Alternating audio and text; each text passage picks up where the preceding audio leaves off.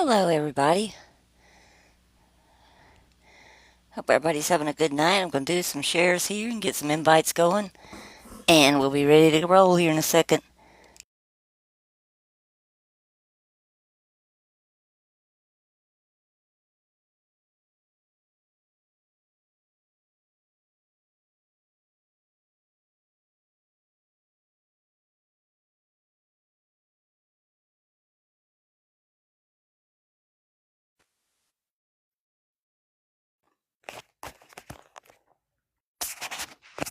Hi there.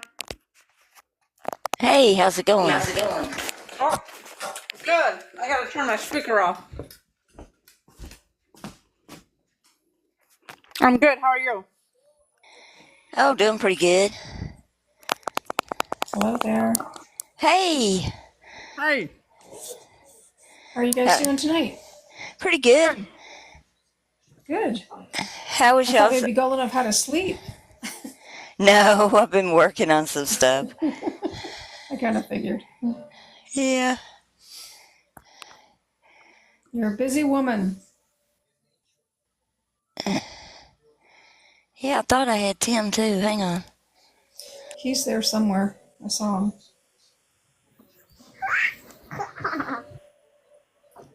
Hi, Marie. I sent him an invite. It hadn't come through yet.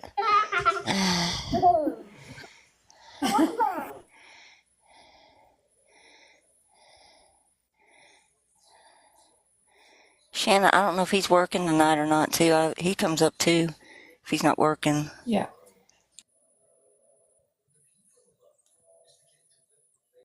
I have somebody looking to get up here. Hello, everyone. Hey, Tim. Hi, Shannon. Hey guys. Hey, Hi, guys. Aylin. Hey Tim. Hi, Sally. Hi. Hello, Mary. Hi, Ken. Hi, Tracy. Marie.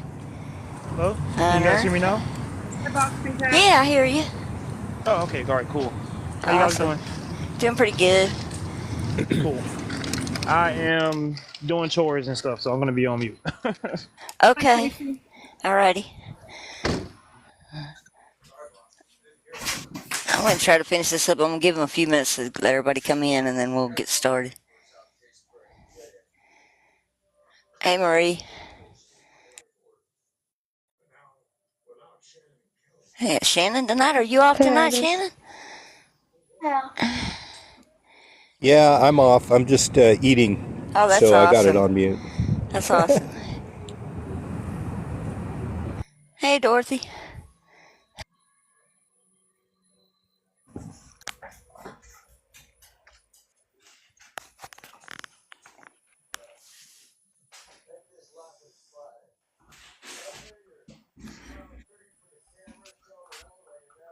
How'd everybody's afternoon go?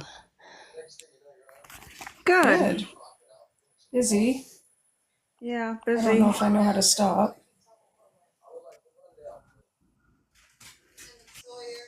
Yeah, I stayed busy today, too, because that file got messed up, and I had to Yeah, straighten that's it too back out. bad. All right, I think we got people about coming in now. Always give it a few minutes because you say you start right at 7. It's like sometimes it takes people a few minutes to get on.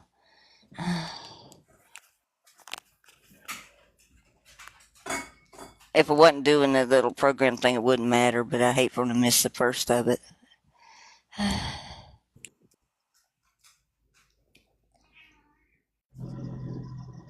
thought that I can go and try to beat my little brother in bowling today and get a decent amount of sleep. Oh, well.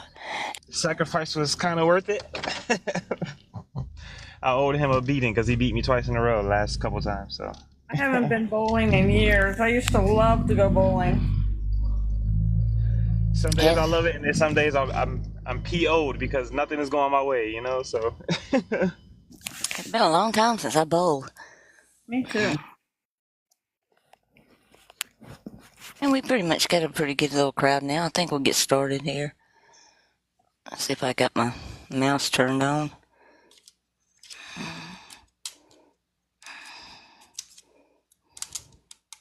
There we go. Okay. we're going to go further down this one, and this is.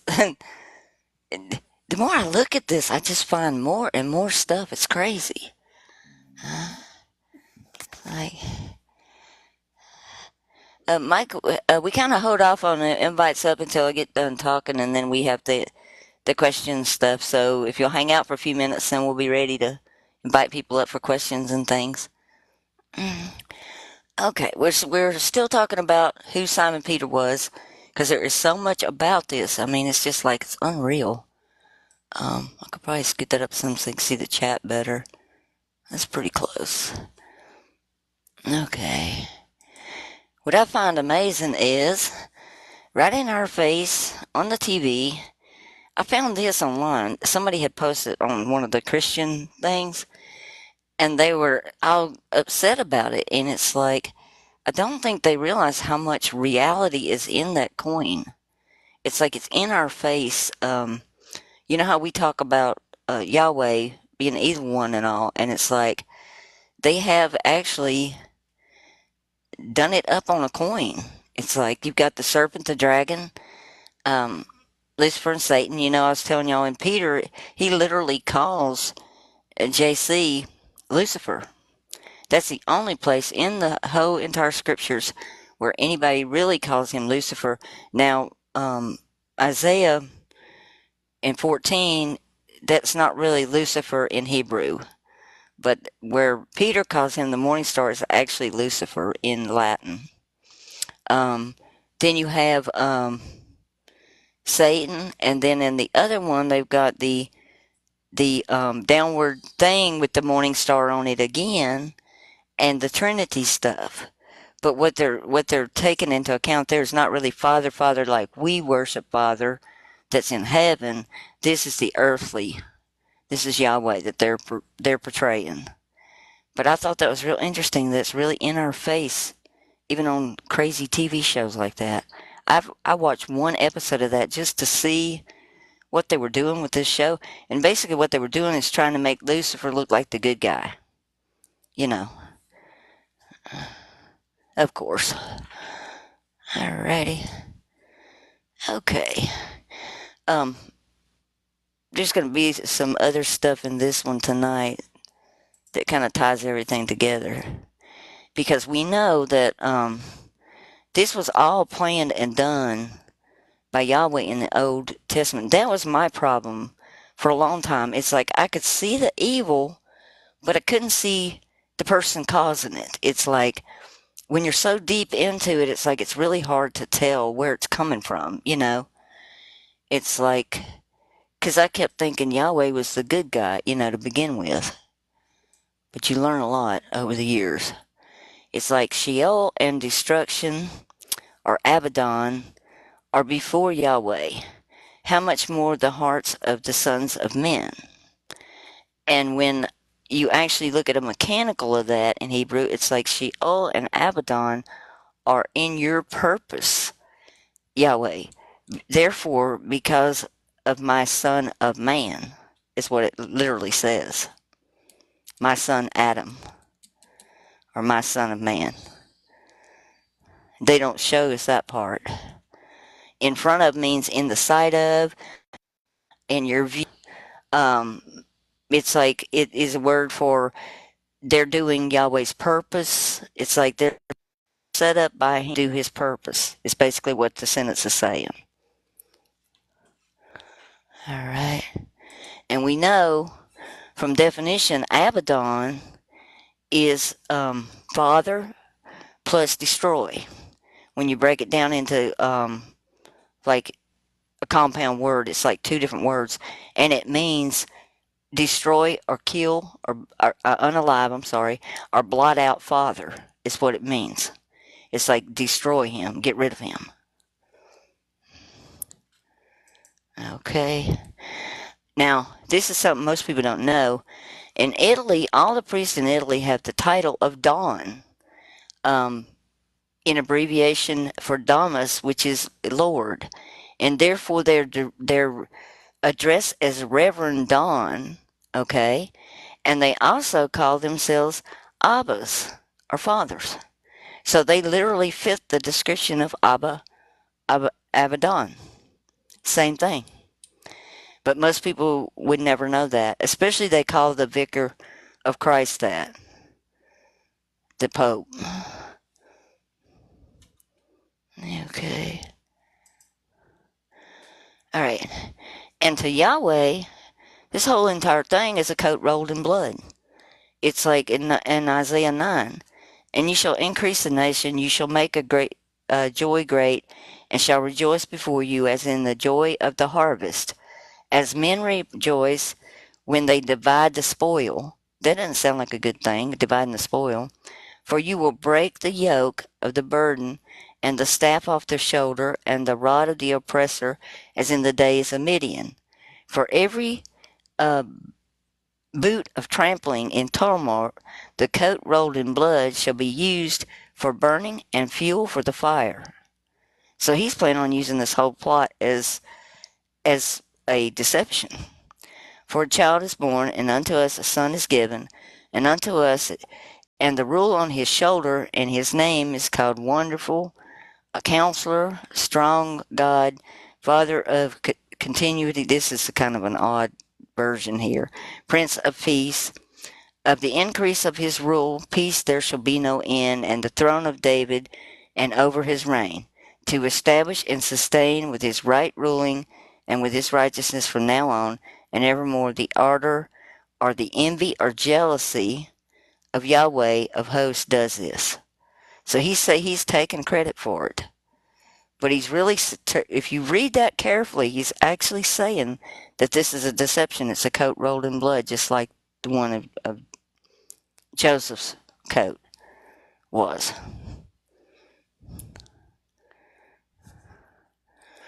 All right.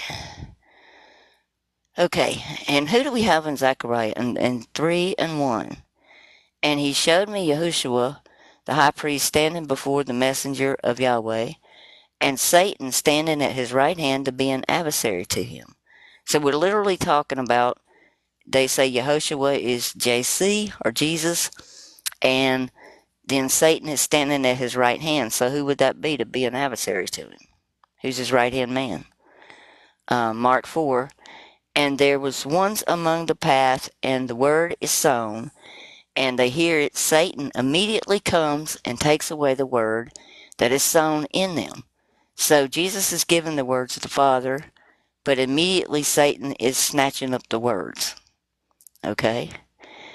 And then we can see how that literally falls into Revelation 2:24, because John is telling us, but unto you I say, the rest are Thyatira, as many as have not his teaching, such as have not come to know the deep things of Satan, are they as they say, I do not cast any further or any other burden, nevertheless, than what you have. Hold fast. Okay, when he's saying that, he's telling you what they're going to say.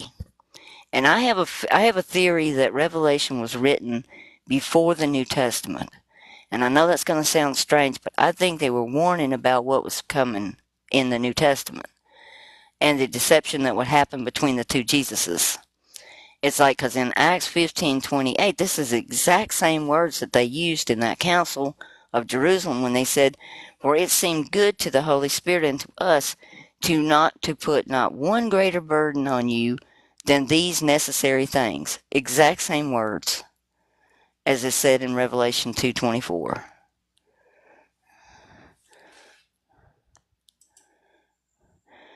Now, what do we see today? This is St. Peter's Cathedral in Rome, and it has nothing to do with Jesus. Nothing. It's all Peter. Peter, Peter, Peter. Peter's altar, Peter's burial bones, um, Peter's chair, Peter's statue. Everything in this building revolves around Peter.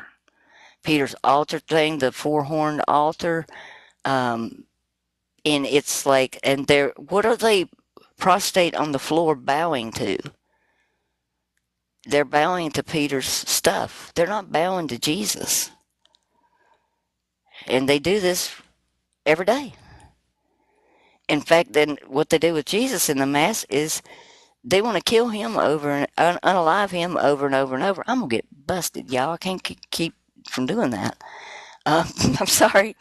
But it's like they just cannot get it in their minds to, that it's like what they're actually doing is just unaliving him with the sacrifice every time they do the Mass. And even Paul says, always carrying around the dead body of Christ. Now that just does not sound right, you know? Alrighty. Okay. And I think a lot of Isaiah is talking about all this, especially like 28 when it says the elder and the oldest one, and then the one that's prophet, this tale that's teaching the lies. I think that was Peter and Paul, because Peter was the elder, and he says so in his books. But Isaiah 14:19. But you have been thrown from your burial site like an abominable branch, like a garment of those who were unalived, thrust through with the sword, who go down to the stones of the pit and are like a trampled corpse. You are not joined with them in the burial place, for you have destroyed your land and have killed unalived your people. Let the seed of the evildoers never be mentioned. And it's like that's what they basically have built is a giant tomb. It's that's all it is a tomb, and he is separated from everybody else in there. His is alone by itself. Because those stairs you see right there in that dug in looking place, right there under the altar, that is literally where Peter's bones are directly under the altar. And then the chains are hanging there. When you go down, you can see the chains. And the Pope goes down. He's the only one that's allowed to go down in there, but he goes down in there and prays. There's pictures of St. Francis down in there praying. And we see this, I think this is kind of mirrored in Mark 5 1 through 4, where he said, and it came to the other side of the sea, to the country of the Gerasenes. And when Jesus had stepped out of the boat, immediately there met him out among the tombs a man with an unclean spirit. He lived among the tombs, and no one could bind him any more, not even with a chain, for he had often been bound with shackles and chains, but he wrenched the chains apart, and he broke the shackles in pieces, and no one had the strength to subdue him. I think this is what he's talking about, to be honest. I think it was like a parable and a story that he was telling us.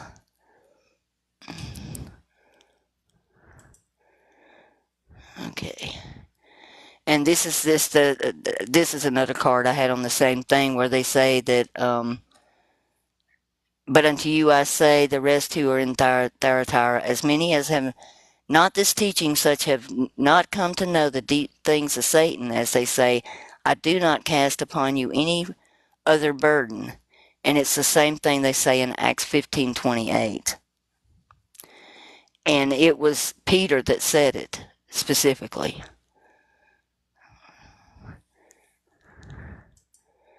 All right. I may have to blow that one up so I can see it better.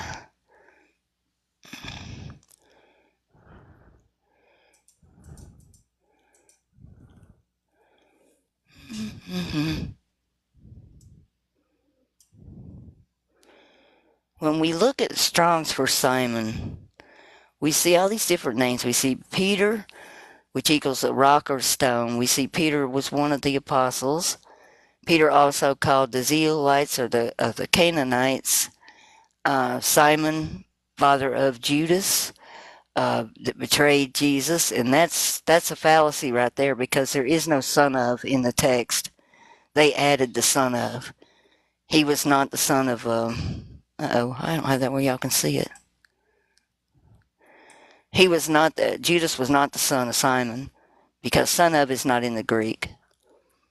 Simon the tanner, Simon the Pharisee, Simon of Cyrene, who carried the cross, Simon the cousin of Jesus, son of Cleopas, Simon the leper, so called distinguished from other names.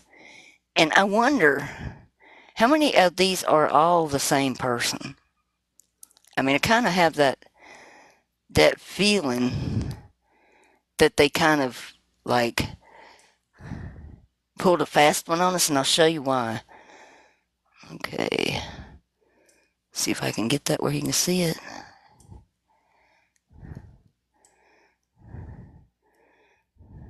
Okay, darn.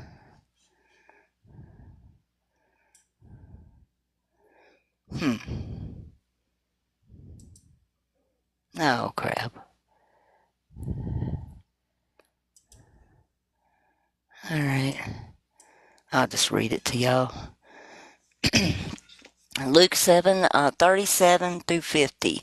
And behold, a woman of the city who was a sinner, when she learned that he was reclining at the table with the Pharisee's house, brought an alabaster. See, this is messing me up too. I'm just going to blow it up. Brought an alabaster flask of ointment, and standing behind him at her feet, weeping, she began to wet his feet with her tears, and wipe them with her hair of her head, and kissed his feet, and anointed them with ointment. Now when the Pharisee who had invited him saw this, he said to himself, if this man were a prophet, he would have known who or what sort of woman this is that's touching him, for she is a sinner. And Jesus answered him, and guess who he answers? Simon, I have something to say to you. And he answered, say it, teacher. So who is this Simon? Is that not Simon Peter? I mean, he was the teacher, you know. And a certain moneylender had two debtors, and he said one owed 500 denarii and the other 50, and they could not pay. He canceled the debt of both. Now which of the men will love him more? And Simon answered, the one, I suppose, for whom he canceled the larger debt. And he said to him, you have judged rightly. Then turning toward the woman, he said, Simon, do you see this woman? I entered your home, and you gave me no water for my feet, but she has wet my feet with her tears and wiped them with her hair. You gave me no kiss, but from the time I came in, she has not ceased to kiss my feet. You did not anoint my head with oil, but she has anointed my feet with ointment. Therefore I tell you, her sins, which are many, are forgiven, for she loved much. But he who is forgiven little loves little. And he said to her, your sins are forgiven. And then those who were at the table with him began to say in themselves, who is this who even forgives sins? And he said to the woman, your faith has saved you. Go in peace. And he tells us about the rock. You know, he named him Peter the rock.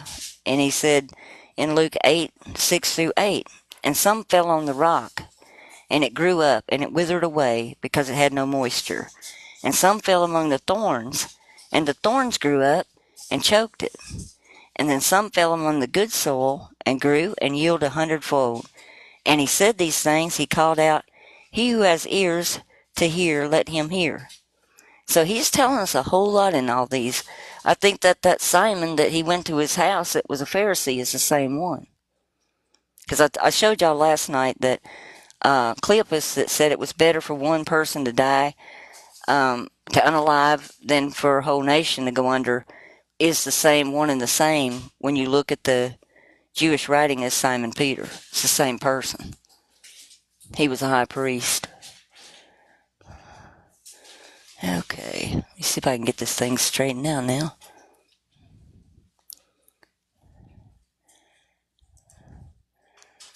Okay. And he also told him that Satan had demanded to sift Peter like wheat. He said in Luke 22:31, Simon, Simon, behold, Satan demanded to have you, that he might sift you like wheat. And we know who does the sifting. When we look at Amos in the Old Testament, you can tell that it's Yahweh that does that. I think it's down here in the bottom. Yeah. It's in Amos 9:9. I'm not going to read the whole thing, but that's a very interesting chapter. If you want to see how we're trapped in this place, it's like Amos 9 is a good place to look to see how we're in a prison world here of Yahweh's making, because he tells you in there how he's going to hold you here, and if you climb up the mountain, he's going to grab you down. If you try to get out the top, he's going to grab you. It's a really good chapter to read. But Amos 9:9, it says, For look, I am commanding, and I shall sift the house of Israel among the nations as one sifts a sieve, yet not a grain falls to the ground. So he's telling us what he's going to do right there.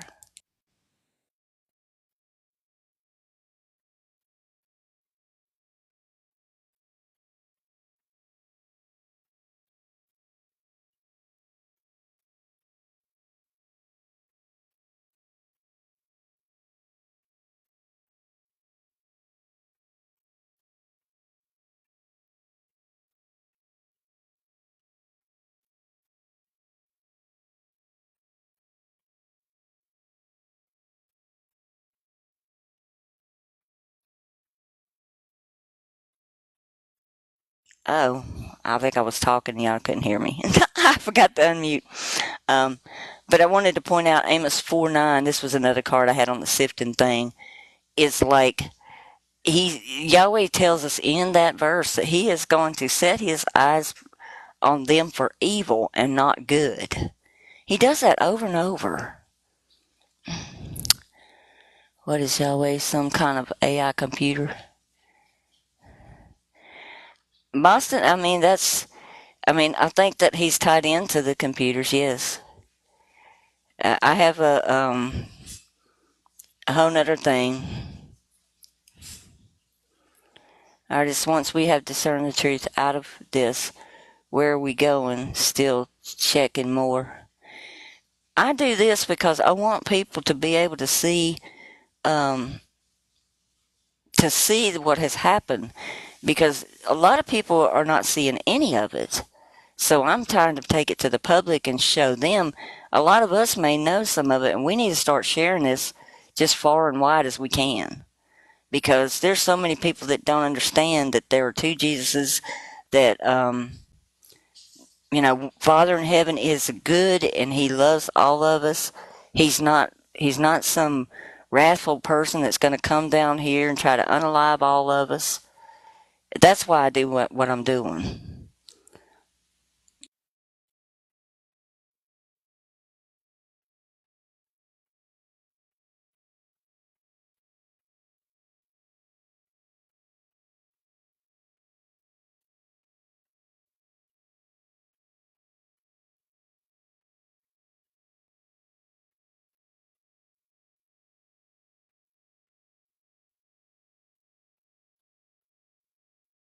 There's writing indicates to us that it was Simon Peter that also wrote the Zohar in 70 CE, um, and it was Shimon bar Yaakov, and it means Simon, son of God, lives. And Zohar literally meant splendor, and it's the same word that is in the Old Testament for the strange fire.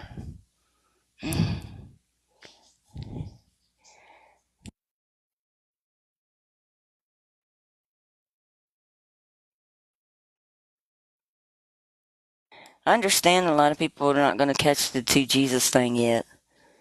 You know, that takes a lot of really studying this out to see that.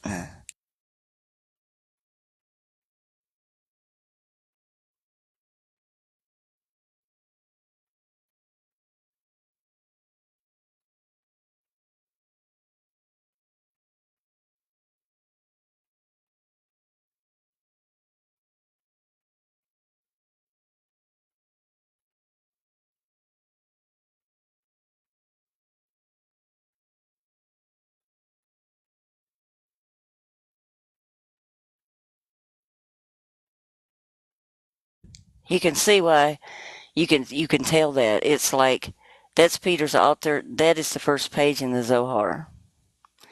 And it's like everything in there mirrors that book. And it's like Revelation 9:13.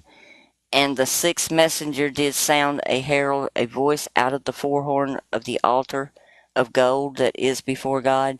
I think this is the altar they're talking about, the four horned altar.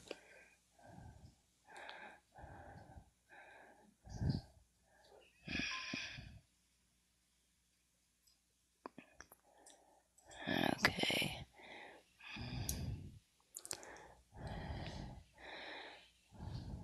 Zohar just means splendor or radiance. And the actual book actually surfaced to the public in the 13th century, but the work is ascribed to have come from Simon Peter, they think.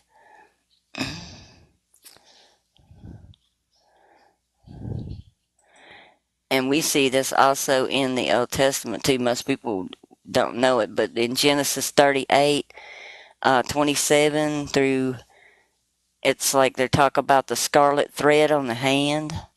It's the same thing. And then Genesis 38:30, afterward, the broker came out of the scarlet thread on the hand, and his name was called Zohar. Um,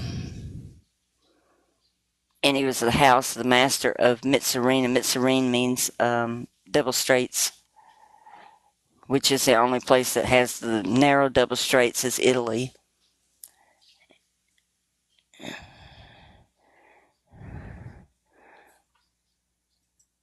Okay, let's see if I can get this straightened out better. I sure did mess this up tonight for some reason. Okay, and actually, Shimon is, when you say Samuel, Shimon is El, is what it means. Shimon is thought to be like one of the sacred names for the actual deities in the Old Testament. And you know, when the witch of Endor and Samuel comes up from the ground, she said, "I see an Elohim." Is what she meant. It's like, because his name means Simon or Shimon is El, or is God. So that's what Samuel means. I'm kind of flying through some of these because they're so long. Okay. This one is really should wake people up too. It's like they talk about the people that turned the world upside down in the scriptures, and literally Peter, Philip, and Bartholomew were all crucified upside down. And I think this is indicative of that. It's like in Isaiah 29:16, surely your turning of things upside down shall be esteemed as the potter's day, and shall the work say unto him that made it, he made me not? Or shall the thing framed say unto him that framed it, he had no understanding? And they say this in Acts about Peter and them. It's like, but to finding them, they dropped. And some of the brethren to this day are crying out, they are those who have turned the world upside down, have come here too. But you see it also in Psalms and in Kings.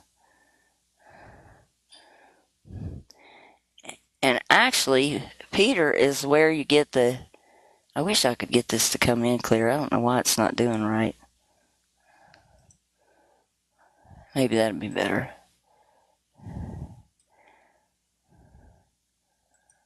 Okay, yeah. Okay.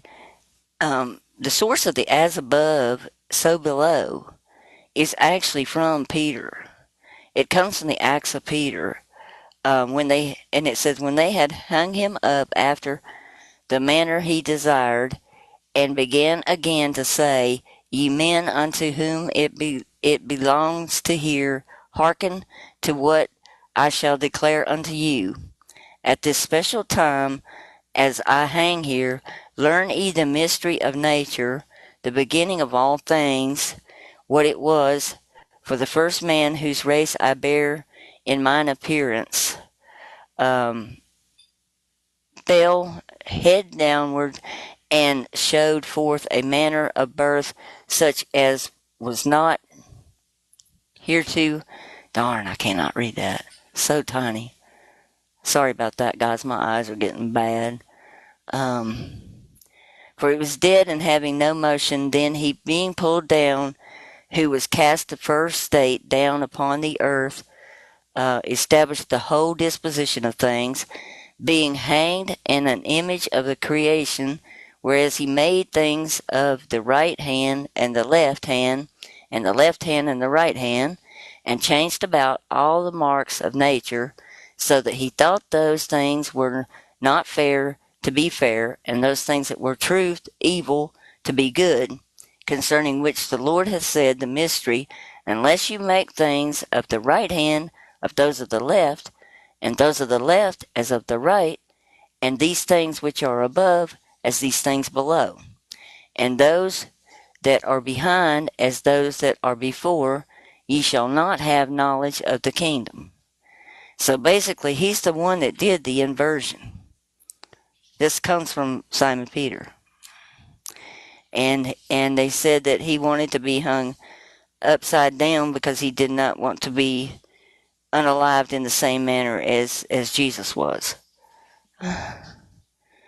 He didn't. They say that he said didn't think he was worthy, but according to this, it was a making of this world, a flipping of this world, according to his own book here. Let's see.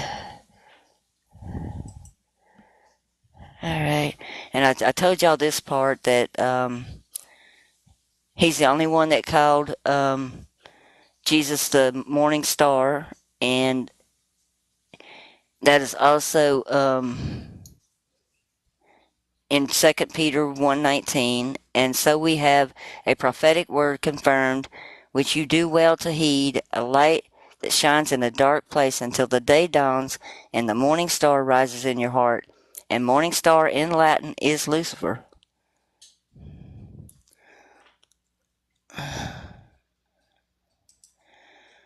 And this is how they crown him. And I think the reason that they crown him like this is because he is the type of the Kabbalah, because he's the one that wrote the Zohar. And they dress him up like they have, I think, 2 holidays a year now. You can't hear. Can y'all hear me? Yeah, we can hear you. Okay, so I Yes, think it's I think Marie's. it's Marie's headphones. Okay, Yeah. all right. And this is some of their lovely work they have here. That's their secondary church that they built in Rome. It looks like a serpent. Even has the snake eyes and matches their Kabbalah staves and stuff all match.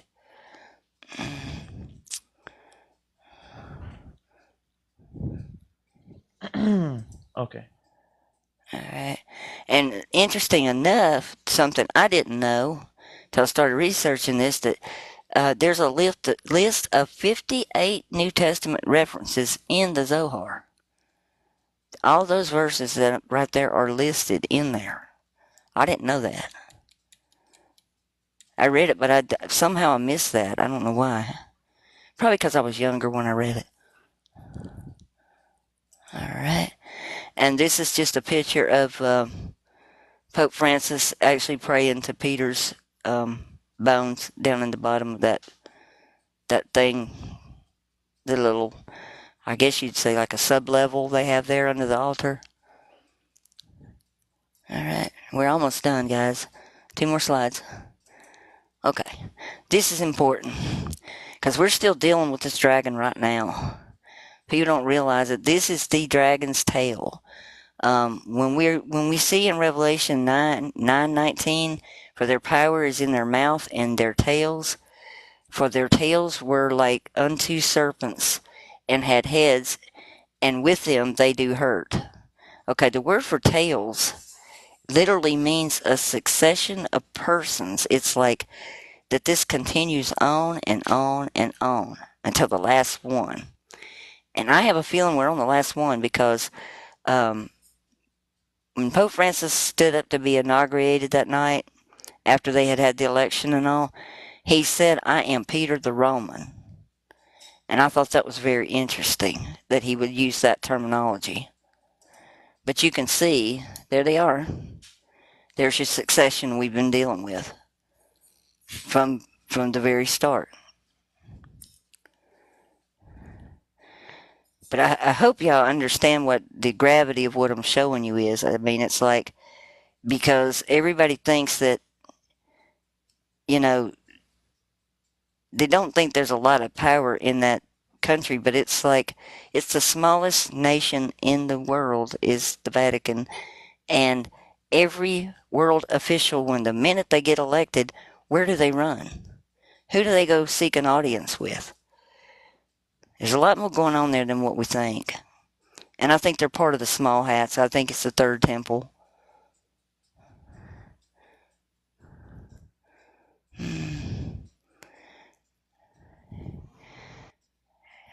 Well, I'm going to open it up for questions and stuff now.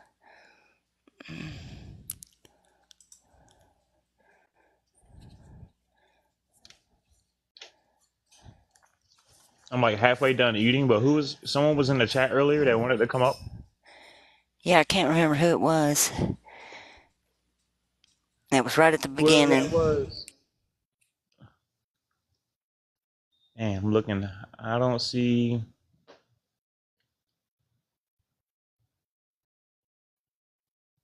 Oh, okay. Yeah, I don't see him. I don't know who it was, but I see a couple of new faces. I'm gonna at least try to invite. Was it Boston Cat?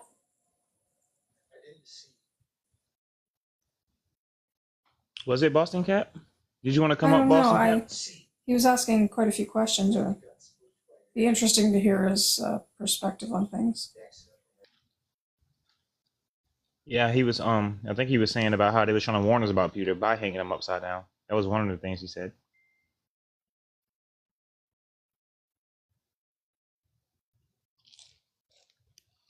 Let me see.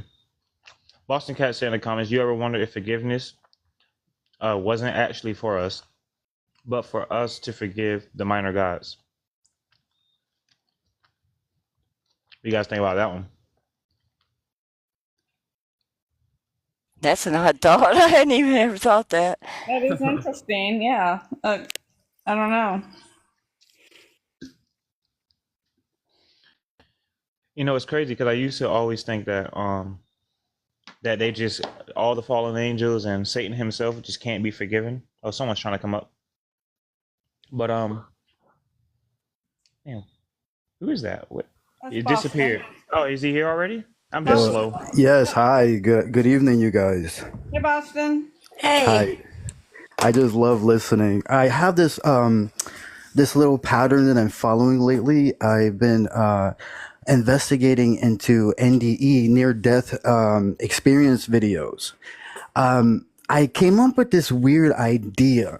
So from what I gather, the Bible says that nobody has been to heaven or supposedly or nobody that's been in hell has been out or gotten out, you know?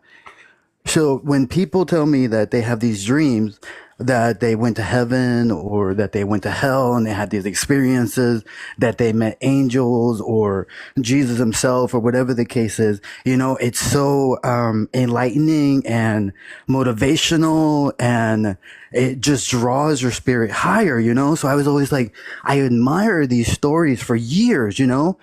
But then I started thinking about it. There was this gentleman that propositioned something. He said, you know, it always perplexes him that when people flock to people who went to hell and then get out and then write books and stuff about it. He said something that, you know, kind of hit a point. He said, why do people want to listen to somebody who's been to hell? Don't you want to, you know, listen to somebody who came from heaven? And I was like, oh, that's interesting. Because you would take it that that person's level of expertise wouldn't be somebody you would follow, especially if they, admittedly said that they've been to hell. So there's a reason why you went to hell. So why would I want to listening to your reasoning or you afterwards? You see? Then I started gathering all these other NDE experiences and questioning those too. Because I say, okay, wait a minute.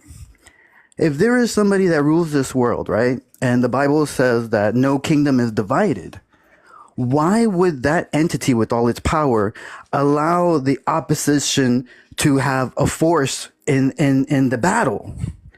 So I said, wait a minute. Why are all these NDE dreams different? Like, they all have the same thing. They meet God, they get this experience, this emotional whatever, right? But there's a slight differentiations to each of these NDEs. So I'm like, okay, no. From what I gather, God is truth. There's no lie in him. There's no confusion, right? It's all light. So everything is revealed. So either somebody here is lying or I'm the one that's not, understanding. Then I heard something. So somebody had an NDE experience. They went to heaven. Supposedly they met their family members, but then they started questioning where they were. And from what they said, basically that they found themselves in the underworld in hell, and that their families were actually demons in disguise, and all this other stuff. And then here's the last one that really drove it home for me. Has anybody in the panel ever heard of a TV show called The Good Place? No, I hadn't heard of that one. I don't Yeah, I watch heard much of it. TV though. That's This exactly what they do. this Make you think you're in show heaven. This show is about a group of people who find themselves in the afterlife and they think they're in heaven. But, unbeknownst to them, they're actually in hell. And there is a project that's being run to try to trick these individuals to try to get the maximum punishment or to get them so negative. So they concoct this whole plan to deceive them, and they're going to reveal it at the end. But they keep finding problems, so they have to revise the project over and over and over. And then I think about Earth, right? And then they say, oh, we keep going through resets. And I'm like, is that what this is? That we get so close to the truth, or the project, it gets messed up, so they reset everything all over again and try, But it doesn't have to be like a natural type of catastrophe. It could just be something simple as revising the Bible, or something as simple as, bringing in a new law. 20, 30 years later, you never see the difference of what the change was, But when it comes to these NDEs, I was like, what's the purpose of them? How do they influence people today? And then I start to think, okay, maybe they're all illusions. Maybe they're all fake. Maybe they're all demonic, and that nobody's actually left because maybe we're like in a cycle. Maybe we're stuck here. Maybe you can't leave. I don't know, but I have a hard time, following the whole somebody's been to heaven or somebody's been to hell narrative, and they came back to tell about it. I don't know what you guys think about that, but lately I've been seeing this, and people are coming up with this I am God with these NDEs. They say, oh, come to find out I'm a part of God. I'm a fractured soul of God. No. Jesus is not God. Okay. No. Jesus is just a person to show you the way to God and to let you know in the end that you are God. What? I don't know if you guys see where I'm going with this. How it's so deceptive, but it seems like it's not. I see where you're going with it. Some of it is, some of it's deceptive. But if there's any type of deception, it's to cover up something that's not deceptive, something that's simple. But when you brought up their family members are actually demons, have Yes. you heard of what a familiar is, right? Yes. Familiar spirits. Yes. Yeah, and that's what they do. They look like someone that's familiar to you in order to deceive you. They'll analyze everything about that person that passed, and they'll copy everything about them, their mannerisms, how they speak, how they sound, and they'll use it to deceive the person that's still alive.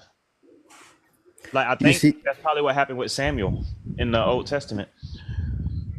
Whew, excuse me, sorry.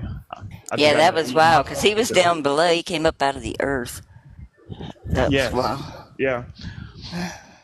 So I don't know if anyone read the Apocrypha, but inside of it, I have the 54 book one, and inside of it, I don't know which book it is, so forgive me. But they speak about how underneath us is like an upside down mountain with like four major holes in it for the souls to go into, depending on what kind of holding cell, or you know what I'm saying, they're gonna have until quote unquote judgment day. See, I don't believe that we go into holding cells though. Um, I think not if we believe in Jesus, because it's Yeah, like well, he said yeah, we pass from death to life. death straight to life. Yeah, Those are for the good ones. I think the holding cells is for the bad ones. Because you wouldn't even need one. You probably. know, an innocent man Yeah. doesn't even go to jail. You know what I'm saying? So I think that's all for the ones that's going to be trapped here, and they're going to be whatever their punishment is, if there is one. You know, I'm not dogmatic on it yet, but whatever it is, that's what they're waiting for, apparently, according to the Apocrypha. I don't really see a big promise of everlasting life in the Old Testament either. Oh no, Uh-uh. very vague. well, on that subject with the mountain, I actually heard that it's the valley. It's the inverted mountain. So like a mountain goes up and God's throne is on top of the mountain. But Lucifer, the devil, he has an inverted mountain, which is a valley, and he's at the bottom in the depths of the valley in the shadows. So I had heard that before, that people are sitting there and they're waiting for judgment, and like in little bowls of cups, like you just mentioned. Yeah, well, this one was like holes in the ground, and some of them were more like easier to deal with than others. I guess one, maybe one was a comfortable place, but again, like we're getting this from liars. You know what I'm saying? So how do we know? Right. I was just gonna say, because Jesus said that he is asleep. He never said that he's in holding or being punished or tormented. He just said that the person's asleep. So Yeah, it's quite possible that's just I really wonder as if he simple said as that for that. a reason. Because he knew that Lazarus was good, therefore his soul possibly didn't have a negative place to go to. So for him, it was just like sleeping, possibly. I'm not sure. Just a thought. Well, I heard that all things work towards the glory of God, so it's quite possible that Lazarus was placed there on purpose to glorify God in the end, or the Father. But I know that for a fact, nothing is good save the Father alone, right? So it can't Yeah. he can't possibly go anywhere because of his own merits. I don't think it works like that, right? I wonder. All we can do is speculate. There's a guy that comes to my job. He asked me like questions like, "Why did God do this?" And I'm like, "Why would you ask me that?" Like, it's like asking me why did Frank run a red light. I don't know why Frank did that. You know? And this is where you get the whole free will idea, but that's like a cheap shot explanation for everything. Oh, it's just free will. It's just the way the world works. God has a bigger purpose, or whatever the case is. But what if I don't think really? that's a cheat. I don't think that's a cop out. I'm sorry, I didn't mean to cut you. Go ahead, brother. No, it's just, what if? I think Yahweh, the evil one, rules this world. I think the Father is not in here. And when Jesus came here, he came as the Father to tell us what's going on, to let us know that we can get out. But if you're here, that means you're under the dominion of this other dude, whoever he is. He has many, many names. So, like, to say that the Father is responsible for evil, the Father is responsible for this and that and this and that here, and then you're saying, okay, so then the Father's also evil too, then. No, is that what you're saying? Like, if I say free will, are you saying that I'm saying When that I the say Father free is allowing will, evil to happen to us? well, in a sense, because people are doing it, right? And that's through their free will. And I guess that's given through us by the Father, right? And he's the one that runs this place, right? So then that makes him evil as well. No, no, Father doesn't run this place. Yahweh That's runs what I'm this place. saying. That's what I'm saying. Like, I don't think free will is a proper explanation for why things happen. How do so Is if is is Mary okay? When Mary gave birth to Jesus, right? They said that she chose that, right? That was her will to do it. So what if she told the angel Gabriel, like, no, I don't want nothing to do with this? Then what would happen? maybe she get unalive and go to the Father, but and that's why Jesus said, don't worry about who can unalive your body, who can do all these things to your flesh and blood. Don't worry about that. Fear the one that can do something to your soul. So But it's like, okay, how about this? Do you want to? Would you rather give your free will up and worship Father like a robot, and everyone worship him like a robot when He creates us? Would you? You say free will is bad, but let me okay, ask you: through the would you give it up? humanity, the human experience, no, I wouldn't want to do that because I Okay, understand what freedom is. what is But if freedom? I was chosen, like in the beginning, to given a choice to come here, honestly, I knowing what I would know, I would probably just stay where I was. And I So, think a lot of people would agree with me too. what is freedom? When you said, now that I know what freedom is, therefore you don't want to give it up. What is freedom to you? So we can get to so we can have clarity here real quick. I think it's the ability to operate in any fashion you choose without being hindered by another individual or concepts of ideas. Yeah. So and I say this all the time. If I want a woman, I don't want to get her by other means. I don't want to have a knife to her throat to force her to be with me. So same thing with the Father. He don't want to put a knife to our throat to force us to choose Him. Those that choose Him will go to Him because that's free will is love. That's what I was getting at. Sir, can I go about this another way? Yeah, go ahead. I was walking my dog and I bumped into this guy. I seen him a few times with his own dog. So we got into a conversation and he asked me because he said that he didn't believe in God and all this other stuff. But I felt like there was something coming, so I prepared myself. So he told me, he said, when he was younger, his brother passed away, whatever the case was, he's always been hurt by it. So how do I explain to him the purpose in God doing that decision or whatever it was? So I said to him, I said, listen, there's no such thing as death outside of this world. If you die here, it doesn't mean you're actually dead. It's just you don't exist here anymore. So for the Father, it doesn't mean anything. And I felt insensitive saying it that way, but I was trying to get him to understand that the Father don't care about that. You can live and die, live and die, live and die, do whatever you want, make this choice, make that choice. He don't care. But see, when you come here and then you go under the Ten Commandments or the rules of men, you get placed under their will and all this other stuff. Your free will gets hampered. You see, this is when I think people say, why does bad stuff happen here? Oh, because God gave men free will. No, I don't think that's why it happened. I think people No, that's chose. fine. I Well, think it's fine. The angels left out of heaven because of free will. They had the option. You know, all right. you ever see a kid fall down and then all the adults in the room don't even look at him in order to stop him so he don't cry? Because if you give the kid attention, like, oh, and you look like something's wrong, he's gonna start crying. So and when that happened to me as a kid or to a family member, they'll fall, and we all as adults know better. We're like, oh, she okay. She just hurting for now. And I think that's how Father sees it when we about to get unalived or something, or we going through the struggles of this world according to free will. But at the same time, no one is real. Everyone that says they don't want free will also accuse him if he didn't give it to us. So it's like my question to them is, what is your solution then if free will isn't the answer? Uh, maybe sometimes controlling with an iron rod is the best solution. Oh, oh well. I'm good on that one. Well, I'll tell you, when a parent doesn't, put their child in place, what kind of kids do you get? I mean, when Yeah, your parents, sometimes.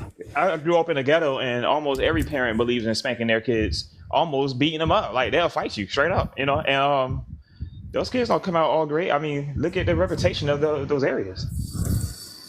Yeah, but you and I know there's a lot of psychological damage that goes beyond just being It good is parents that create the people that they are. And part this is of what it I'm is trying to thinking say that. about free will. Go ahead. Like your free will is also hampered by other people's choices. So you can't constantly be like, oh, that person is a negative. They're responsible for what happened to me or this or that. You're like, listen, everybody's responsible for every single thing that goes on. Jesus There's said, no "Don't free will. repay." He said, "Don't repay evil for evil." So when the free will stuff starts to happen to where now you feel like you're getting the short end of the stick. Jesus You said, "Don't see, repay evil with evil."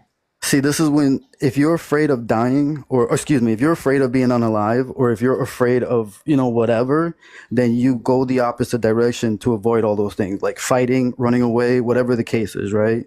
But if you're not afraid, those things don't bother you. Okay, let's go about this another way. You remember how the Jewish people, right, when they were being attacked on the Sabbath, they just stayed still and they allowed themselves to be massacred, right? Yes, Do you think they were afraid? I'm Yeah, sure they they're probably probably afraid. were. Yeah, but Yeah, were they afraid enough to run and fight? no, You see, this is what I'm talking about, free will. They had the will to do any of those one things, but which one was the right thing? And then we would call them coward and idiots for not doing anything at all. But what would Jesus say? Jesus would say, "Don't repay evil for evil." Exactly. Right. All those people that got unalive, if they're under the Father's dominion, they pass from death straight to life. To them, to the Father and to Jesus, that's like them falling off their bike. See, They didn't pass away. The I have bodies a passed away. I have another theory about that too. Okay, you know how some people think we're living in the age of deception? I always wondered why are we here and some people aren't here, because some people obviously, if Jesus did the rapture and everybody left and the 1,000 year and all that is over, right?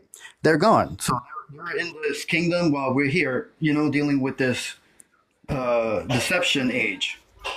And then somebody said to me that it's quite possible that all of us are reincarnated and that we're here because we never got a chance to learn about Jesus.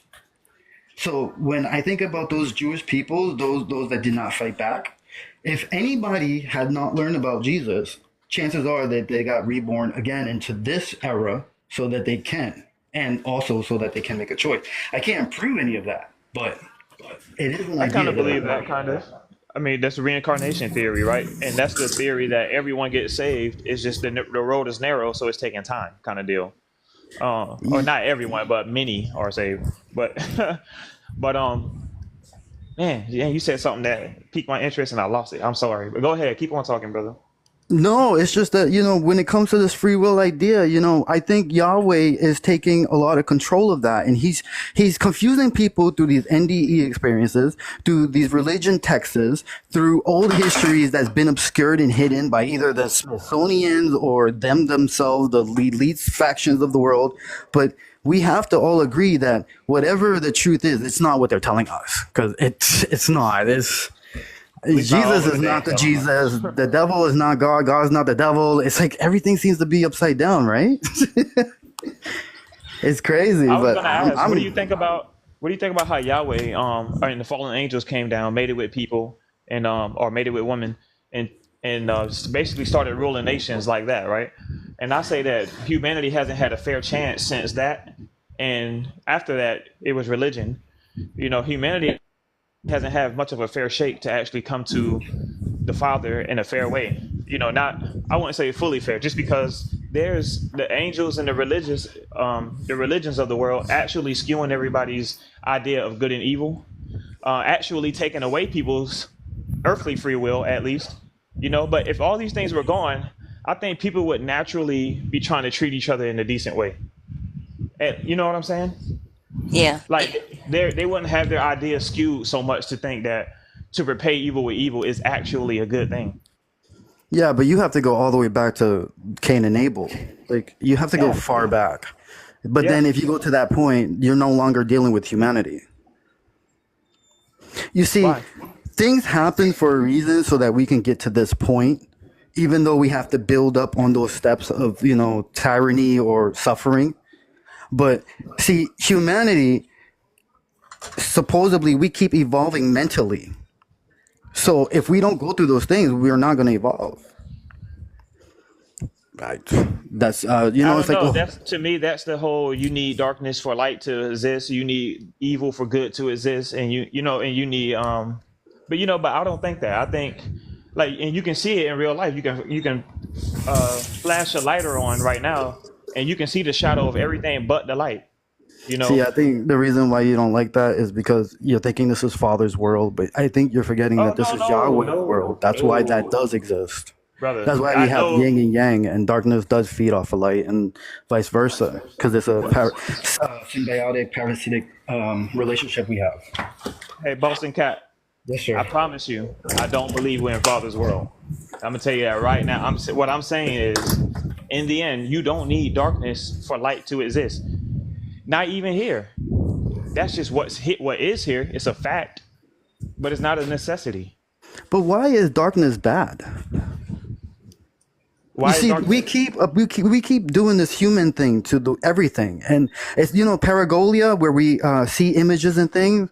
We're placing our own subconscious. How you would say this? They said in the Bible that God, the Father's mind, is above ours, right? So why is darkness bad? Because would you want to live in darkness? Well, I'm not afraid of the dark. Yeah, that's not a question though. Do If you I could want to see in the live? dark, I wouldn't mind. Like, do you want this world to be always dark? You say if you can see in the dark. That ain't the question either. My thing is darkness is bad. It's uncomfortable. All right. Just to go on this, when you go into a cave, you find a whole ecosystem that lives in the dark, right? If you was to go into the darkness or find a realm that's controlled by darkness, I'm pretty sure that those entities would, be okay, including you and I if we were born there. You saying that's a huge assumption.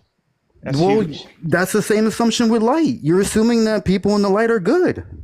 I would Didn't it rather say live that in the light Lucifer than in the he clothes darkness. himself in light and pretends to be an angel of light? Like I'm just being. sometimes what you see is not what you get. Yeah, but I'm not. I'm not thinking about this in a what if kind of way. I'm thinking about this in the. I have five senses. I've been living on Earth for 34 years. I know what's comfortable and what's not comfortable. Darkness is not comfortable.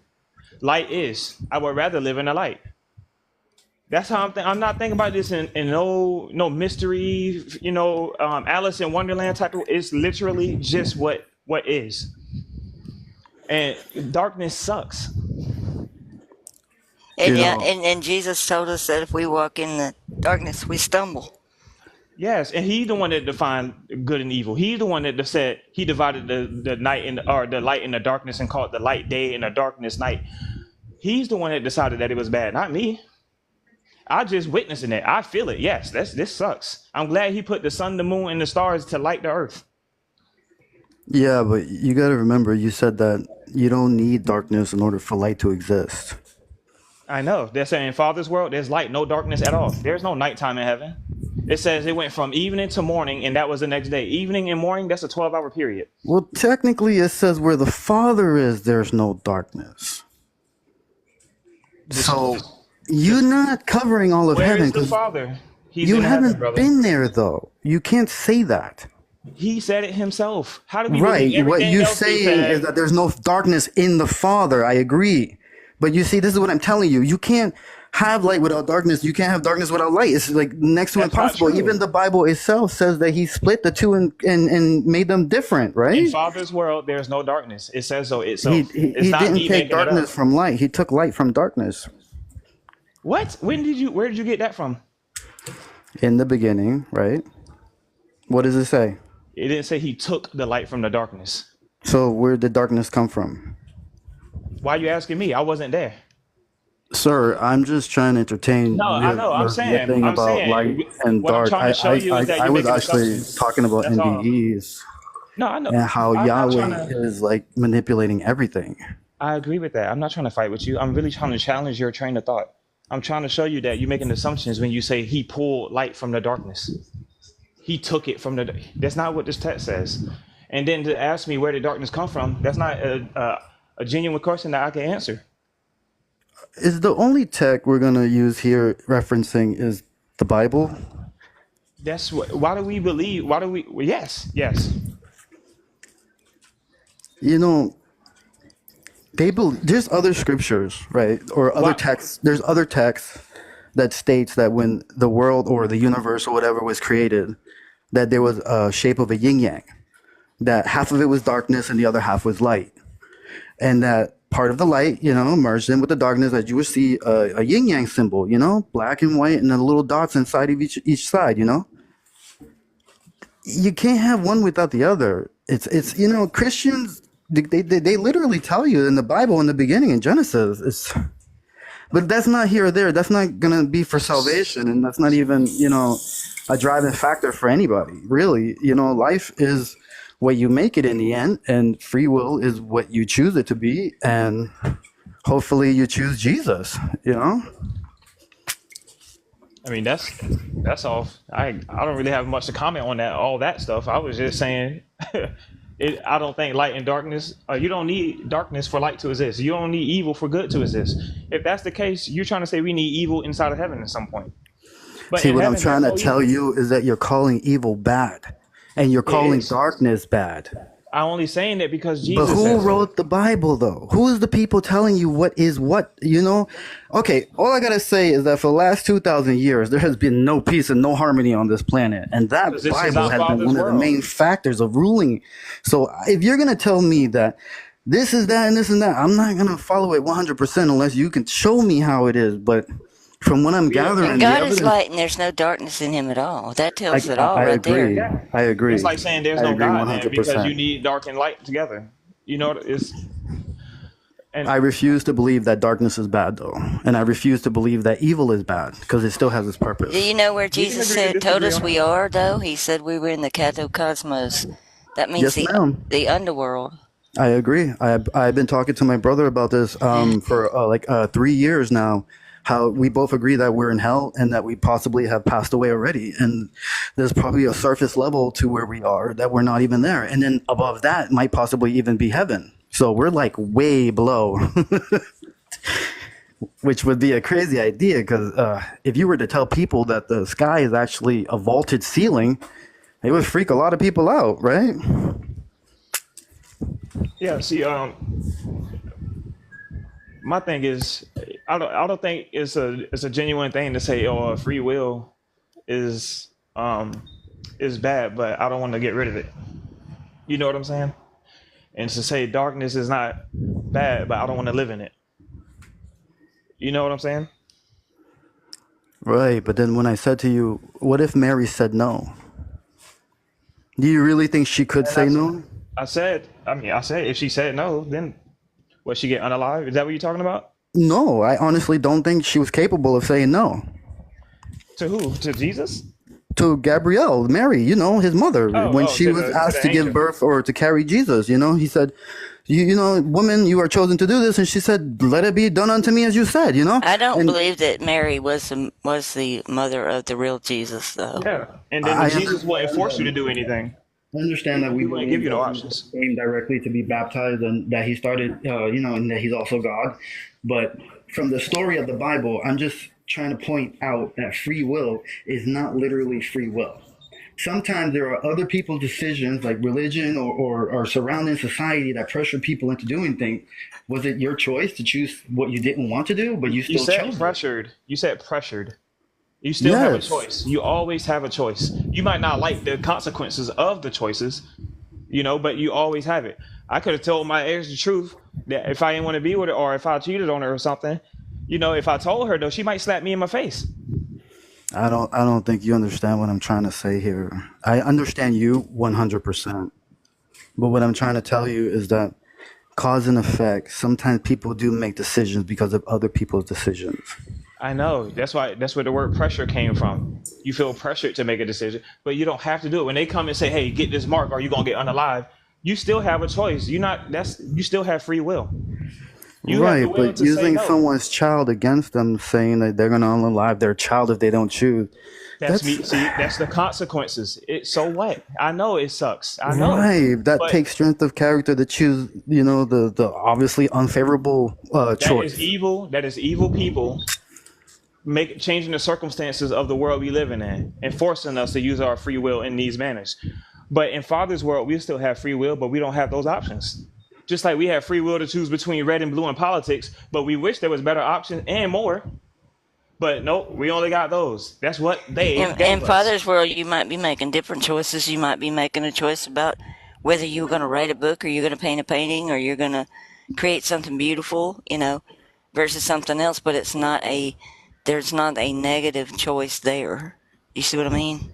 Yes. All are positive. Yeah.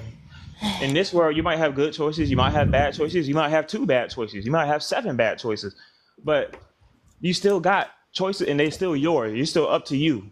You choose what kind of uncomfort you want to or discomfort you want in this world, you know. But you still got it, and you still would choose to have it. You don't want to not have it. I mean, they're making AI right now. They ain't got it. You know, you don't want to be a Yes. robot. No, I don't. But the choice is always yours, man. And That's right. um, yep. Free And will. yeah, people It's a have good that thing. choice. Yeah.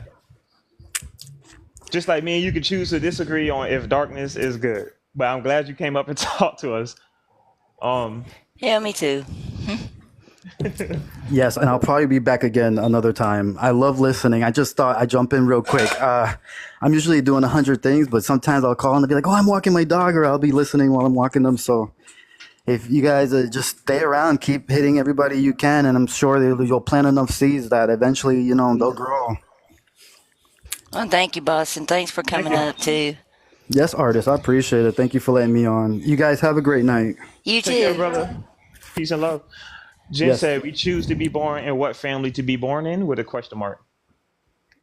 And it's like, no. Um, but we still got free will after that, and I guarantee you still want it after that. As soon as you become aware, I guarantee you still want your free will. And I'm kind of glad I was born because in the end, I actually get to live in with Father. So That's true. yeah, thank goodness. But is anybody else got any questions or like to come up and talk? Or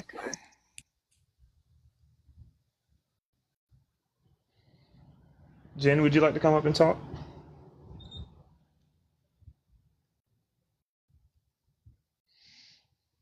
I used to say that all the time. I have no. I didn't choose to be here to my mom, but I still want to be here though. If someone gave me the option to stop being here, I'm like, nah, I'm good. I'll stay.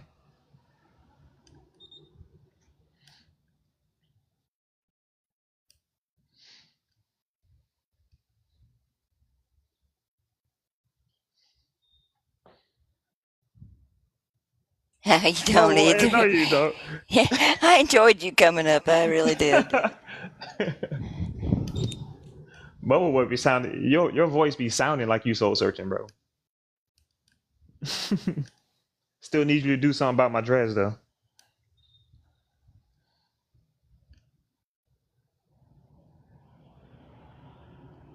Yeah, I could use him to mess with my hair and fix it too. I wish I had time to write things down. It's my fault though. The competitive drive got the best of me today, so I didn't check the YouTube comments. I hope they don't be mad at me. But I'm sure there's at least a couple questions on there. Let me see if I can pull it up real quick on my computer. Okay.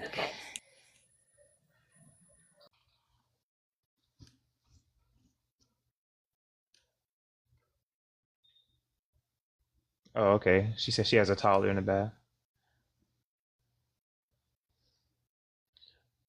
Possibly on that bookum. I have no idea, but right now I would still choose to. I mean, if I had to choose between being here and being unalive, I would choose to, or choose to be here or not exist. I should say, I would choose to be here. But if I had to choose between being here and Father's world, obviously I'm gonna choose Father's world. Let me see. The guy Dan, he's coming along too, by the way, at my job. But he keeps on thinking that he's like if Father or life is in control of this world, and I'm like, he's not. It's like saying I can go in another man's house and just start taking control. Hey, put the dishes over here. Okay. It's interesting because the free will thing is a big deal. It's like that's how we choose, where we'll continue on, whether we're going to go be with Father or not. Mm-hmm. Okay, I'm finally at the video. I'm slow, man, so y'all gotta forgive me. Let me pause this.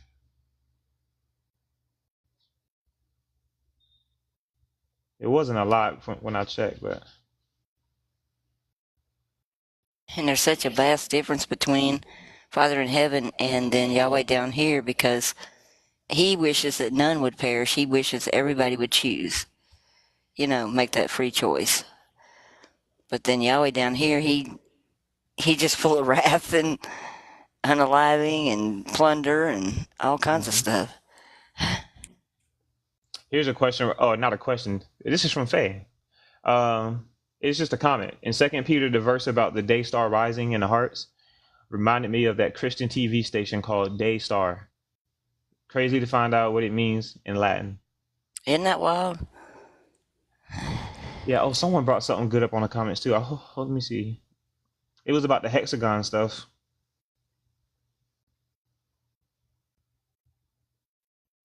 Steve Arrow said the hook is the security latch that locks the door. Peter would build the church that locks people out of heaven. With the okay, I need to say that with a question mark. Peter will build the church that locks people out of heaven. Yeah, I okay. think so.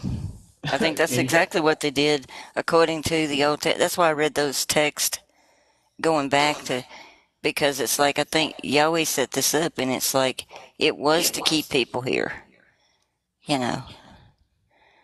Oh man, I've been looking at the wrong screen. I haven't checked these to see if there's any or comments in here. Well, oh Faye, I was saying the same thing yesterday. He said he was on a. I know y'all remember me saying electric scooter. I mean electric unicycle. You mean you was on a unicycle going 30 miles per hour, talking to us through a speaker and walking your dog? You're crazy, bro. Crazy. You are Well, you know talented. how Jesus said we were sent, he was sending them just like he was sent. It's like our mission might be to let people know about Jesus. That might be our purpose for being down here. You know, we Yeah. don't know. Jen said, I just don't get how we're separated from Father. Why would we choose this place? Well, we're still choosing. We're still in the choosing process.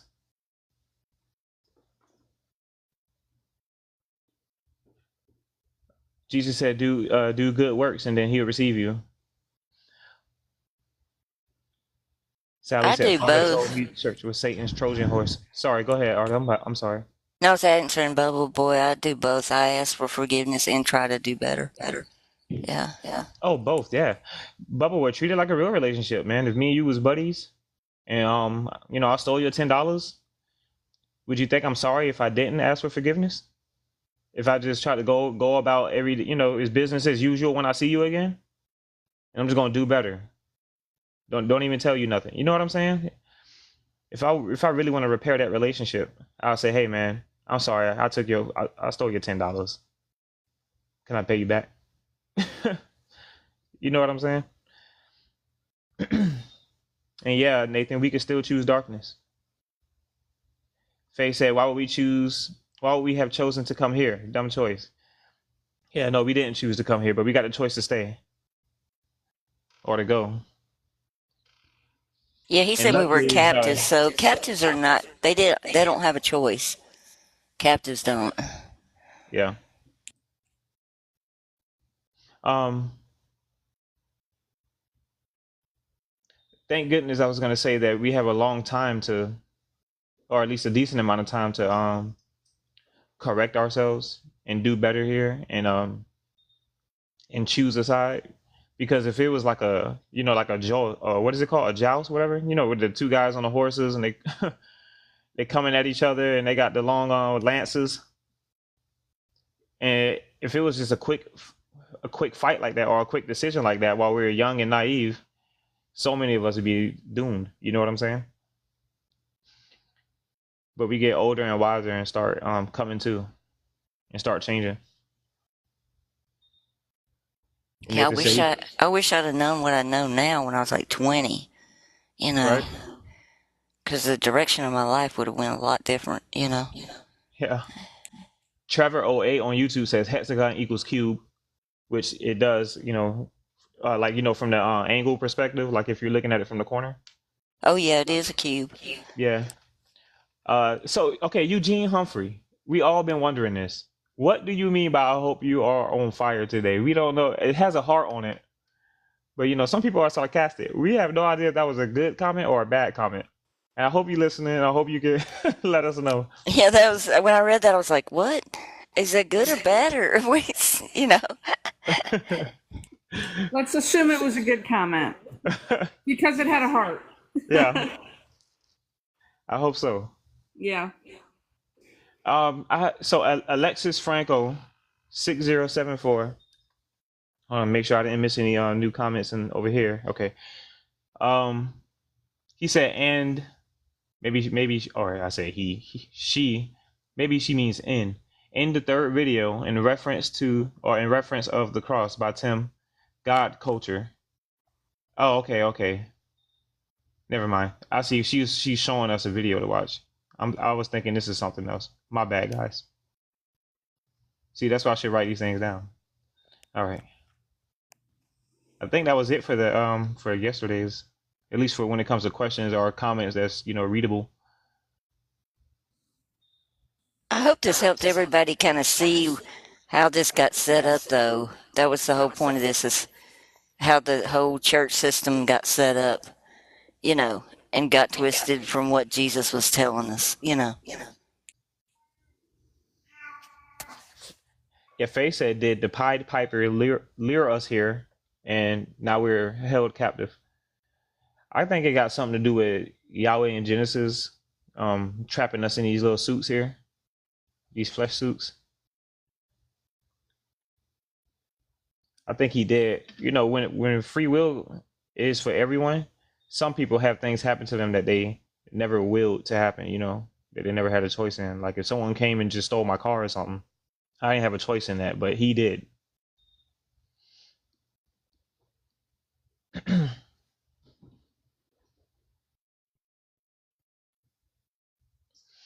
Yeah, he got trapped here in some kind of way. I don't know how.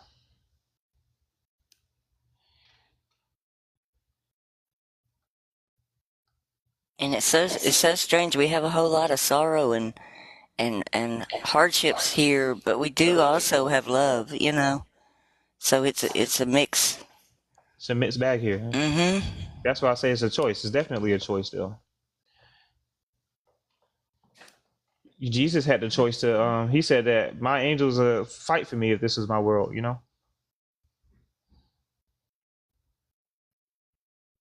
He said he could have called them down if he wanted to.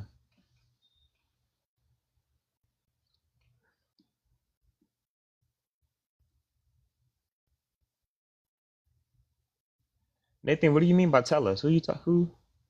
I've been trying to find a comment that you were referring to.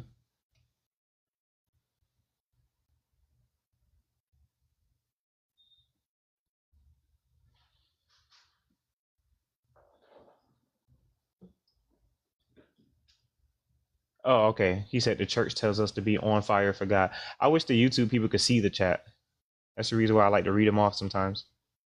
Oh, I know. I wish they showed that like they do on YouTube.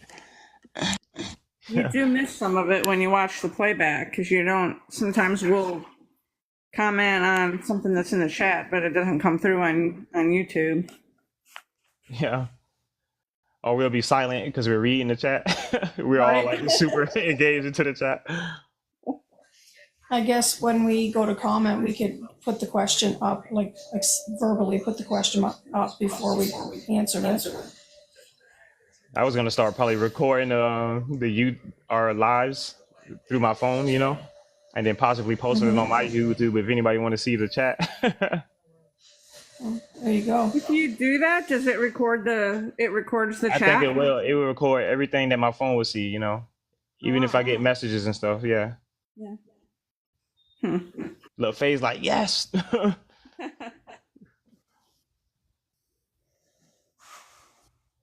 On fire for God. To be on fire isn't good.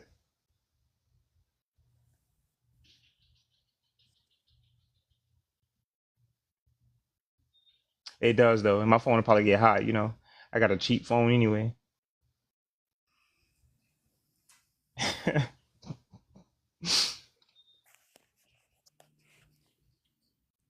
It's glad to see you around, Bubble Boy. It's been a minute. Yeah, thanks for coming back tonight, Bubble Boy. You want to come up and talk to us? You got some more questions?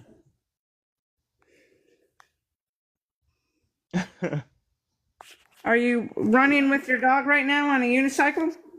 I know, right? Are you juggling, four knives and his voice sounds so casual. Yeah, no, I'm just juggling four knives and like what? Having a conversation with you guys.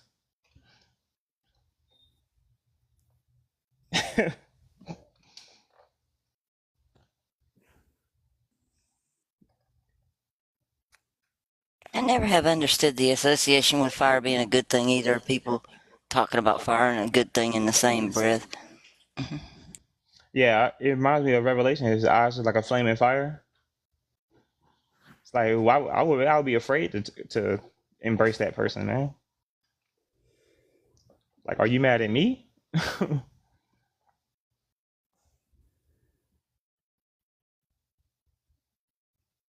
I can't wait to do that Revelation study. That's what we're doing next, right? I Hmm. know. Yeah, we're gonna start that next. Man, How long do you think that will go for? It's got to be more than 4. Oh my gosh, I don't know. it's gonna be part 8. You talking about Revelations, Jen? You think it's all contradictory?